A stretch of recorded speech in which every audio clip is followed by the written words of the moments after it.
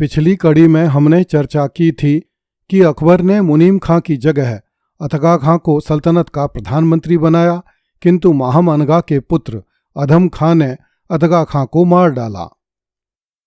इस पर अकबर ने भी माहम अनगा के पुत्र अधम खां को मार दिया। इस प्रकार अकबर को पेटीकोट सरकार के नियंत्रण से छुटकारा मिल गया। मुल्ला अब्दुल कादिर बदायूनी ने अपनी पुस्तक मुंतखब उत तवारीख में लिखा है कि एक बार शेख बदाह और लहरह ने बादशाह अकबर को सुझाव दिया कि वह अपना मन बहलाने के लिए किसी सुंदर स्त्री से निकाह कर ले। शहंशाह ने उनकी सलाह मान ली तथा कव्वालों और हिंजड़ों को इस काम पर लगाया गया कि वे दिल्ली के कुलीन परिवारों में जाकर किसी सुंदर स्त्री का पता लगाएं। मुल्ला बदायूनी लिखता है कि जब शहर के लोगों को इस बात की जानकारी हुई तो उनमें आतंक फैल गया। जाने किस घर की स्त्री या लड़की बादशाह के लिए चुन ली जाए। बादशाह के लिए किसी घर की बेटी चुन ली जाती तो ठीक ही था, किंतु यदि किसी घर की बहू चुन ली गई तो उस परिवार पर मुसीबतों का पहाड़ टूटना स्वाभाविक ही था। शहंशाह के कव्वालों एवं हिंजड़ों ने दिल्ली के सारे मुस्लिम कुलीन परिवार ढूंढ मारे। अंत में शहंशाह के लिए एक सुंदर स्त्री ढूंढ ली गई। यह सुंदर स्त्री उसी दुष्ट शेख बदाह की पुत्रवधू थी जिसने बादशाह को सुझाव दिया था कि वह मन बहलाने के लिए एक सुंदर स्त्री ढूंढकर उससे निकाह कर ले। मुल्ला अब्दुल कादिर बदायूनी ने अपनी पुस्तक मुंतखब उत तवारीख में लिखा है कि शेख बदाह की एक बेवा पुत्र वधू का नाम फातिमा था। वह अपने एक पड़ोसी बाकी खां के साथ अवैध संबंध में थी। फातिमा उस पड़ोसी के यहाँ अपनी किसी देवरानी के साथ जाया करती थी। फातिमा की यह देवरानी भला की खूबसूरत थी।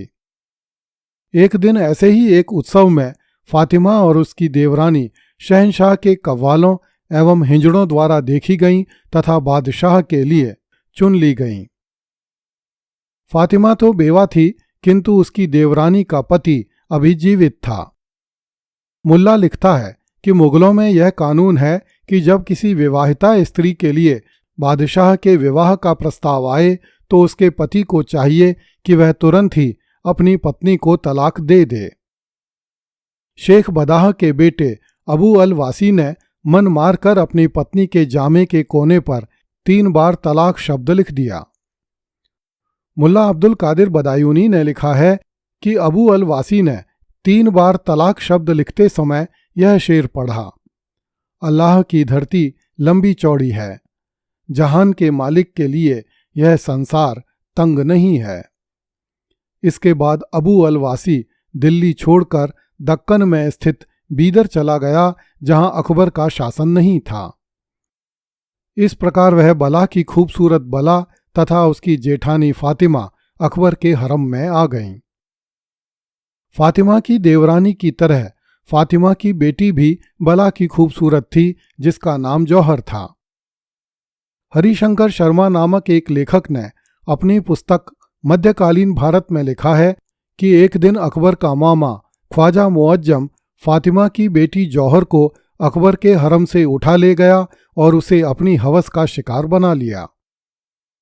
अकबर को बुरा तो बहुत लगा, किंतु वह अपनी मां के लिहाज से अपने मामा से कुछ नहीं कह सका। निजामुद्दीन ने लिखा है कि हुमायूं के शासनकाल में हुमायूं के एक साले ख्वाजा मुअज्जम का मुगलिया हरम पर बड़ा प्रभाव था तथा अकबर भी अपने इस मामा का बहुत सम्मान करता था। जब हुमायूं मर गया तब बैराम खां भी ख्वाजा मुअज्जम की पुरानी हैसियत को देखते हुए उसका सम्मान करता रहा। जब बैराम खां का पतन हो गया और 4 साल तक माहम अनगा की सरकार रही, तब माहम भी ख्वाजा मुअज्जम की ज्यादतियों को सहन करती रही। यह सब इसी प्रकार आगे भी चलता रहता, किंतु जब ख्वाजा मुअज्जम ने अकबर की खूबसूरत महिला संबंधी फातिमा की बेटी जौहर को उठा लिया तो ख्वाजा मुअज्जम स्वयं ही अकबर के निशाने पर आ गया। फातिमा की बेटी अर्थात जौहर अकबर के मामा ख्वाजा मुअज्जम के हरम में वासना पूर्ति का खिलौना बनकर नहीं रहना चाहती थी, इसलिए वह ख्वाजा मुअज्जम की ज्यादतियों का विरोध करती थी। एक दिन ख्वाजा मुअज्जम ने जौहर को धमकी दी कि यदि वह ख्वाजा मुअज्जम के आदेशों का पालन नहीं करेगी तो उसे जान से मार दिया जाएगा। जौहर की माता फातिमा ने अकबर से उसके मामा की शिकायत की। अकबर ने रुस्तम खां नामक एक प्रतिष्ठित अमीर को ख्वाजा मुअज्जम के पास भेजकर उसे समझाने का प्रयास किया तथा कहलवाया कि जौहर बादशाह की रिश्तेदार है, इसलिए वह जौहर को छोड़ दे।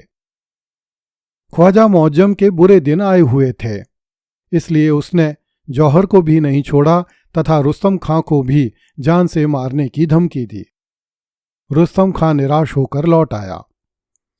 अभी अकबर सोच ही रहा था कि क्या किया जाए, ख्वाजा मुअज्जम ने जौहर की हत्या कर दी। यह सीधे सीधे अकबर के इकबाल को चुनौती थी, इसलिए अकबर ने ख्वाजा मुअज्जम को दंडित करने का निर्णय लिया। अकबर ने सैनिकों को आदेश दिया कि वह ख्वाजा मुअज्जम को पकड़कर पानी में डुबोएं तथा बाहर निकालें। ऐसा बार बार करें तथा तब तक करें जब तक कि ख्वाजा मुअज्जम मर न जाए। जब ख्वाजा मुअज्जम को यह सजा दी जा रही थी, तब ख्वाजा मुअज्जम जोर जोर से चिल्लाने लगा और पीड़ा से छटपटाने लगा। इस कारण बादशाह को अपने मामा पर दया आ गई तथा उसे पानी से जीवित ही निकलवा लिया।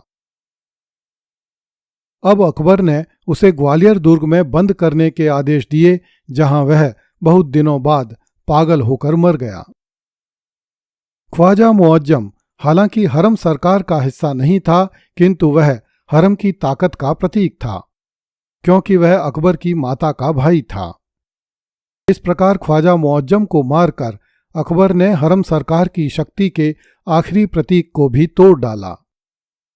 मुल्ला अब्दुल कादिर बदायूनी ने लिखा है कि फातिमा ने अपने श्वसुर अर्थात शेख बदाई के कहने से आगरा एवं दिल्ली के कुलीन घरों की औरतों के संबंध अकबर से करवा दिए। इस प्रकार अकबर के हरम में सुंदर औरतों की कमी नहीं रही। बैराम खां के जीवित रहते जो अकबर क्रूर पशुओं के शिकार से दिल बहलाता था, अब मासूम औरतों के शिकार से दिल बहलाने लगा। अगली कड़ी में देखिए, अकबर ने एक हिजड़े को भू राजस्व मंत्री बना दिया। कृपया इस चैनल को लाइक, सब्सक्राइब एवं शेयर करें। धन्यवाद।